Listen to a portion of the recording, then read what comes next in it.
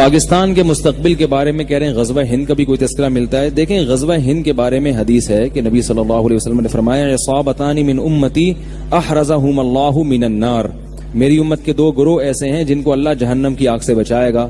عصابۃ تغزو الہند وعصابۃ تکون مع عیسی ابن مریم، ایک وہ جماعت جو ہندوستان پہ حملہ کرے گی اور ایک وہ جماعت جو حضرت عیسیٰ کے ساتھ مل کے لڑائی کرے گی. اس سے بھی پتہ چلتا ہے حضرت عیسیٰ نے آنا ہے، اور غامدی صاحب جو کہتے ہیں کہ نہیں آنا، ان کا نظریہ غلط ہے.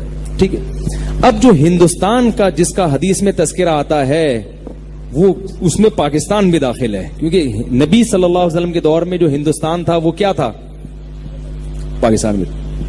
تو جو پہلا فریق جس نے ہندوستان پہ حملہ کیا محمد ابن قاسم تھا، جس نے جو ہندوستان میں سندھ کے راستے سے آیا اور پورے ہندوستان میں اسلام پھیلانے کا ذکر، اس نے اسلام پھیلانے کا ذریعہ، وہ تو 100% اس حدیث میں داخل ہیں، کیونکہ وہ لوگ تھے جنہوں نے ہند پہ حملہ کیا تھا، جس میں پاکستان بھی تھا، کہ پاکستان پہ بھی اٹیک کیا تھا انہوں نے. اس وقت جو تھے نا یعنی سب یہاں ہندو اور وہ دوسرے مذاہب رہا کرتے تھے، تو وہ اٹیک کر کے آئے اور اس کے ساتھ مجاہدین آئے اور پورے ہندوستان پہ آہستہ آہستہ ان کی اولادیں قابض ہو گئی. اس کے بعد جتنے اٹیک ہو رہے ہیں وہ اس حدیث میں داخل ہیں یا نہیں ہیں، اس کے بارے میں حدیث خاموش ہے. اب علماء کی آراء ہیں، اجتہادی آراء ہیں. بعض علماء کہتے ہیں نہیں، جب بھی ہندوستان پر حملہ ہوگا تو وہ اس میں داخل ہے، بعض کہتے ہیں اس میں داخل نہیں ہے. تو ہمارے پاس کوئی اس بارے میں صریح حدیث موجود نہیں ہے. اور ویسے پاکستان کا فیوچر میں ہندوستان پہ اٹیک کا کوئی پروگرام ہے نہیں. اب یہ وہ دور نہیں ہے کہ ملک پر اتنے آرام سے اٹیک کر لیں. دونوں ایٹمی طاقت ہیں، ایٹم بم کھیلنا، انڈوں سے کھیل سکتے ہو، اور تم مجھے انڈا مارو میں تمہیں انڈا مارتا ہوں. برسات میں کھیلتے ہیں نا لوگ، ٹماٹروں سے کھیلتے، تم مجھے ٹماٹر مار. اب یہ نہیں ہوتا کہ تم مجھے ایٹم بم مارو اور میں تجھے اٹھا کے بم ماروں. دونوں ایٹمی طاقت ہیں، دونوں یہ غلطی کبھی نہیں کرتے. اب جو جنگیں ہوتی ہیں وہ سرد جنگ ہوتی ہے، معاشی لحاظ سے اندر کھوکھلا کر دو، اندر تحریکیں کھڑی کرو کہ یہ ٹوٹ جائیں. تو اب ہندوستان پر پاکستان حملہ کر کے ہندوستان پہ قبضہ کر لے، ایسا نہیں ہو سکتا. اسباب کی دنیا میں یہ نہ پاکستان کرے گا اور نہ انڈیا ایسی حماقت کرے گا کہ پاکستان پہ حملہ کرے. اب یہ ہو رہا ہے کہ ایک دوسرے کی جڑیں کھوکھلے کرنے میں.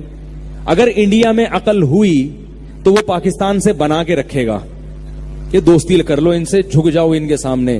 لیکن ان کے سیاسی حکمرانوں میں بصیرت نہیں ہے، اور جو متعصب ہندو ہیں نا ان میں بصیرت نہیں. وہ مروا رہے ہیں اپنی قوم کو، پٹوا رہے ہیں.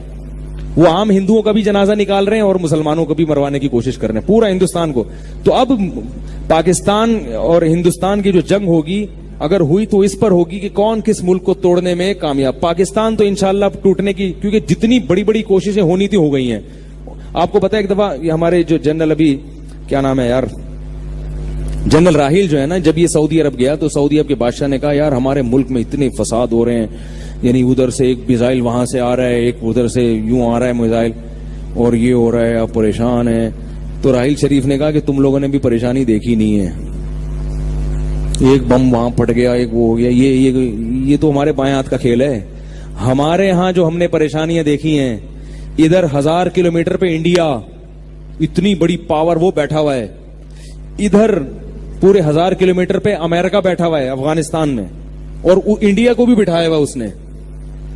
اور پھر ادھر صوبہ سرحد میں اندر سے تحریکیں چل رہی ہیں، ادھر سندھ میں، ادھر بلوچستان میں، اور ادھر کراچی میں.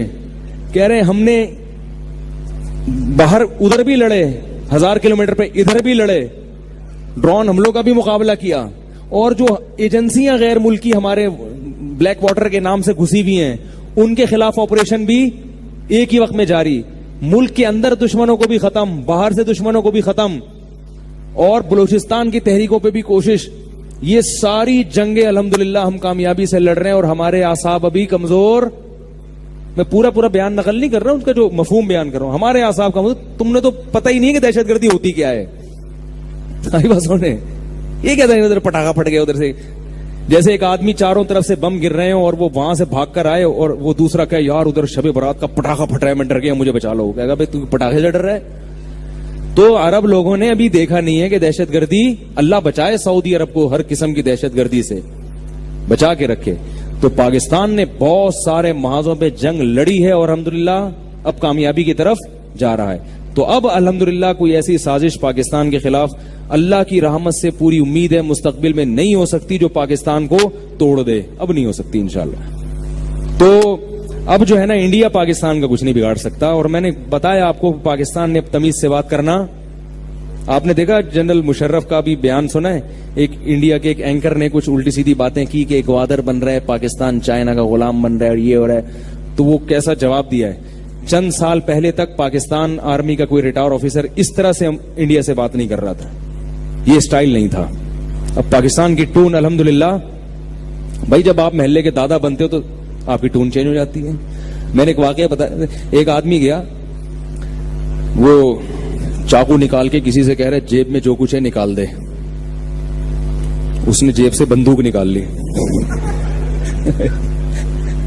جیب سے کیا نکال لیا؟ بندوق. تو اب ٹون کس کی چینج ہوگی؟ اب کہہ کہ تیری جیب میں جو کچھ ہے تو نکال. تو ابھی تک انڈیا پاکستان کو اس طرح کی باتیں کر رہا تھا. پاکستان بیچارہ تھوڑا سا سہما, کیونکہ پاکستان کے اپنے مسائل تھے, ادھر افغانستان میں مسائل, ادھر اندرونی مسائل, ہر طرف سے اندر خفیہ ایجنسیاں گھسی ہوئی ہیں. تو پاکستان تھوڑا گھبرا رہا تھا.